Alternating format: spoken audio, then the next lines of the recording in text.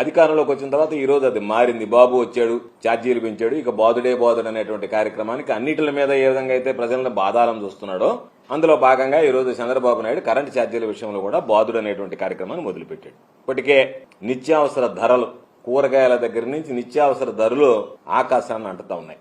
దానితో పాటు వినియోగదారుడి మీద అనేక రకాలైనటువంటి భారాన్ని ఈరోజు మోపుతున్నాడు. చంద్రబాబు నాయుడు చెప్పినటువంటి హామీలను చూస్తే ఒక్క హామీ కూడా నిలబెట్టినటువంటి పరిస్థితులే దాదాపుగా 100 రోజుల పరిపాలన పూర్తి చేశాడు. 3 ఉచిత సిలిండర్లు ఇస్తానన్నాడు. అదేదో ఒక సిలిండర్ దీపావళి అని చెప్పని దాన్ని ఇంతవరకు వాయిదా వేసుకుంటూ వచ్చాడు. తల్లికి వందనం అది కనపడడం లేదు. కనపడేవాడికల్లా చెప్పాడు నీకు 15,000, నీకు 15,000, నీకు 15,000, నీకు 15,000 అని చెప్పి ఆ 15,000 రూపాయలు ఎట్టపోయిందో కనపడలేదు.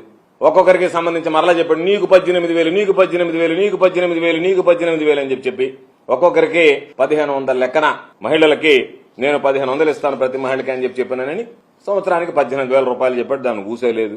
ఉద్యోగాలు అది దానికి సంబంధించి సంతకం పెట్టి పక్కన పారేశాడు. మెగా డిఎస్సీ అన్నాడు.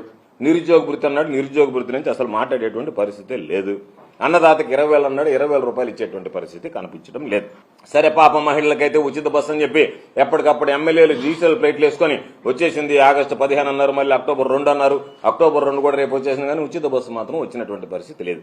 ఈ నేపథ్యంలో ఇచ్చినటువంటి హామీలను పక్కన పెట్టి ఒక పక్క అన్ని రకాల వినియోగదారుడి మీద, ప్రజల మీద ఈరోజు నిత్యావసర ధరలన్నీ పెరిగేటువంటి పరిస్థితుల్లో మరొకటి చంద్రబాబు హామీలు ఎగ్గొట్టి భారం మోపడానికి సిద్ధపడడం అనేటువంటిది దుర్మార్గమైనటువంటి విషయం.